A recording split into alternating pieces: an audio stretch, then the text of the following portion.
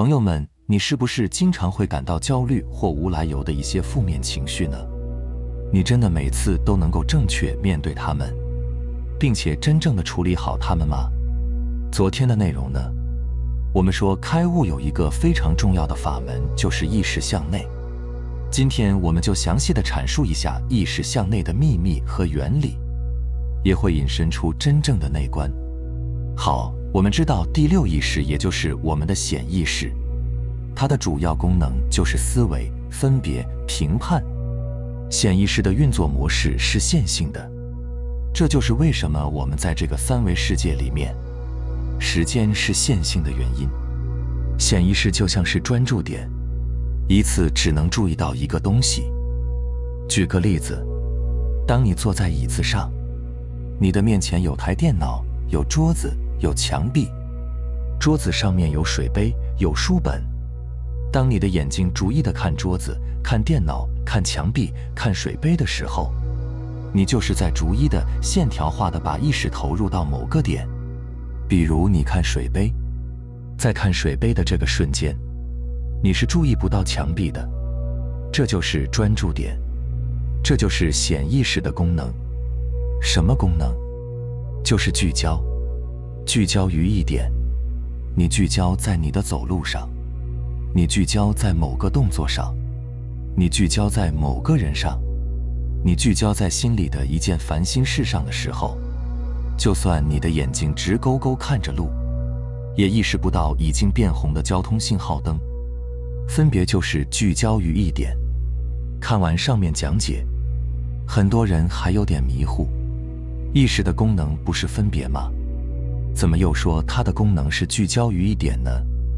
其实这很好理解，分别本身就是聚焦。你看见眼前桌子上的水杯，就是你意识分别的结果，同时也是因为你的聚焦于一点才看见水杯。你针对一件事情产生的分别评判，就是你自己的聚焦而成的认知。而这个认知，我们经常用一个比喻，就是盲人摸象。每个人都是基于自己聚焦的那一点对大象的理解而起分别评判，看不到全貌。其实这就是我们生活中各种的偏见，每个人都活在偏见里面。偏见就是局限，局限就有认知的冲突。只要我们是聚焦的，就是分别评判的，那结果就一定是片面的。我们凡夫就是受限在这个自我的意识里面，进行自我的二元分别以及思维评判。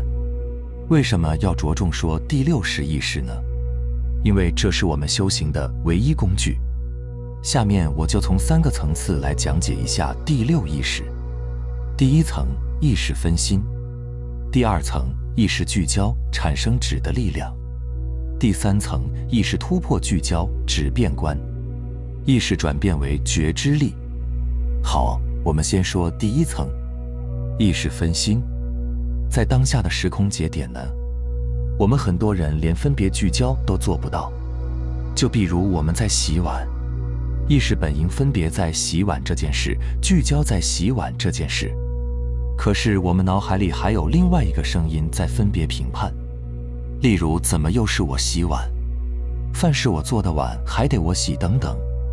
当分析到一定程度，甚至影响你的洗碗的动作，你可能就会不小心把一个碗洗了2遍，或把碗掉在地上。你的意识在极短的瞬间，在洗碗以及评判洗碗这2件事情上反复跳跃，这就是不受控制的不专注，产生分心评判，也就是你的聚焦，你的专注点，并不是受你的控制的，是你不自知的。往往是这件事完成了之后，你可能会后知后觉，刚刚走神了。第二层，意识聚焦。你看杯子，如果你足够专注，你就专注于杯子；你做饭就专注于做饭；你洗碗就专注于洗碗；你走路就专注于走路。那么这个过程，你虽然是在分别地干不同的事情，但是你的意识是聚焦分别本身的，它是你主动聚焦于一点的。主动从聚焦一个点到聚焦到下一个点。你专注在某个点时，它产生的就是质的力量。你可以产生很强的专注力，甚至当你专注在一件事上时，旁边的敲锣打鼓都听不见。有很强的专注，这是可能的，它是禅定。但是这与接下来要说的第三个层次有什么不同呢？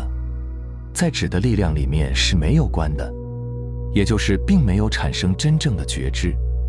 你只对专注的东西有意识，你对周围是没有意识的。如果不曾分别，没有聚焦，那就是全然的觉知，这就是空性的力量了，这就是超越平面的东西了。以更高的视角全方位地去看到整个的大象，而这个就是我们要说的第三个层次。意识突破聚焦，意识变为觉知力。意识是怎么变成觉知力的呢？觉知力是全然的，是真正的观。觉知实际上就是一个整体的意识，就是第六意识显意识突破自身，破除我执。显意识和潜意识在那一刻合一，形成了完整的意识。我们的本源它就是觉性，觉性就是空性。当然，空性并不是什么都没有，它是一切有的集合。空性当中具有灵明的觉知，觉知永远是超越的。以第一层或第二层的意识力去看事物，你的觉知是处于同一个平面里面的，并没有超越的存在。这点虽然上面我们说了很多，可能大多数人还不是很好理解。我们来举一个例子，当你坐在椅子上的同时，你也觉知到面前有个桌子，有水杯，有电脑。你以整体的方式觉知到你和你周围的一切。这时候你的觉知并不属于这个存在，它在更高的维度里面。这时候的觉知并不是只觉知到某个点。如果你仍然是一个点一个点的觉知，那么就意味着你的意识和你的意识对象仍然是处于同一个层面的。而只有整体的觉知才是超越显意识本身的，因为里面有潜意识的力量，就是你既专注于某一个点的同时，又关注到整体，而这个整体就是觉知本身，而关注的那个点就是觉知的应用。这个真正的觉知力是整体化的。在这种状态下，你不需要伸出手去一个个觉知东西。如果你挨个觉知，这个是电脑，这个是水杯，这个是桌子，当你挨个去觉知的时候，你就是聚焦的，它并不是真的觉知，只是处于第二个层面的意识里。说完了意识的三个层面，有些朋友应该注意到了，第二个层面就是我们要用功的地方，也就是指，而第三个层面观的产生是需要开悟的，也就是从第二个层面过渡到第三个层面。如果单纯的让意识集中，在生活当中去专注，是很难从第二层面过渡到第三层面的。如果我们用1来表达完整意识的话，显意识的能量是10%，潜意识的能量是90%，但是潜意识是具有无序性、竞争性、散乱的，所以这90的力量并不集中。如果我们不掌握方法的话，我们锻炼的专注力并不会转变，从第二层面到达第三层面。虽然这会对我们调节情绪、放松心情有一定好处，但是并没有从根本上解决问题。我们一般就只是在调动显意识的力量来使用，然后另外潜意识里面90%的力量虽然比较分散，形成不了对显意识的影响，就是显意识暂时性的驯化了潜意识。但是当外界相同的情景反复遇到，终有一天，潜意识被压服的能量会分类堆积成一大块，进而反过来控制显意识。在生活里面很常见，比如夫妻吵架，刚开始让一让，忍一忍，理性的显意识都能够控制住，但是总有一天，忍让的一方会爆发，显意识是压不住潜意识内的情绪积累，而真正的意识向内是不断扩大自己的显意识，同时消除自己的潜意识。当你的显意识范围扩大到一定程度，就完全进入到正向的循环里面了。那么从第2层到第3层就是一个自然而然的事情，这是一个清除潜意识里业力习气的过程。好，如果你能够看到这里，说明你的专注力还不错。接下来呢，就告诉大家开悟前内观的方法，这也是留给那些真正实修的人的。第1步，停下思考。第6意识具有分别、评判、思维的功能，同时也可以注意力集中。我们需要做的就是让意识集中在潜意识上面，比如昨天说的那个感知身体的冥想。我们坐在椅子上面，潜意识运行我们的血液、心跳、呼吸、动作。当我们有意识地放松胳膊、放松肩膀、放松腿部，其实就是我们在用显意识替代潜意识，让意识集中在哪个部位，哪个部位就慢慢地沉下去，越来越沉。这个方法可以锻炼我们熟悉自己的意识，也可以方便我们停下思考。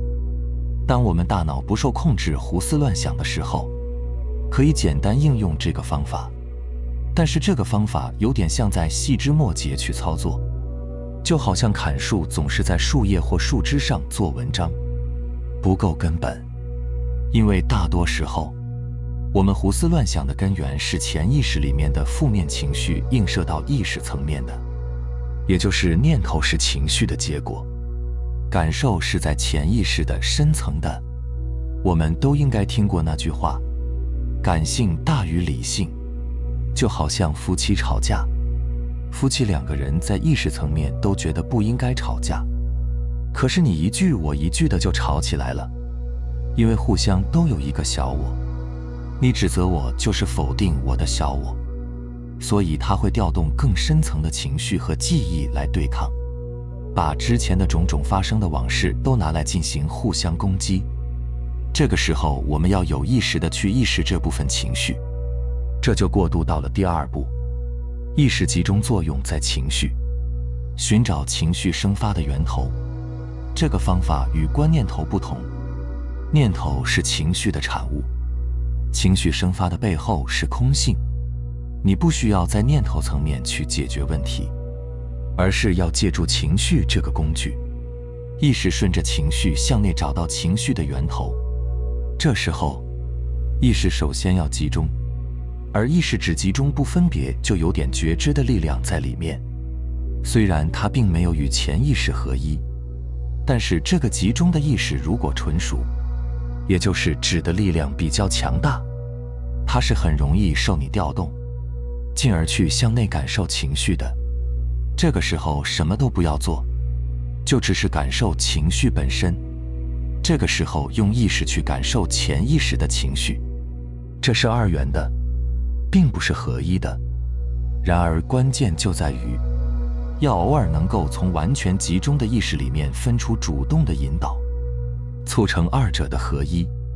而这个主动的引导，必然会运用大脑的功能，引导2者本身是一体的。通过反复的引导、集中，终于有一刻，意识找到情绪生发的源头，2者互认，就是小我放下了这个情绪，那么这一部分习气就被化解了。而如果你有了一次真正的这个化解的过程，你就会清晰地体会到，在五蕴中色与受之间短暂的空档，情绪是如何生发的。釜底抽薪，这就是真正的化解了习气。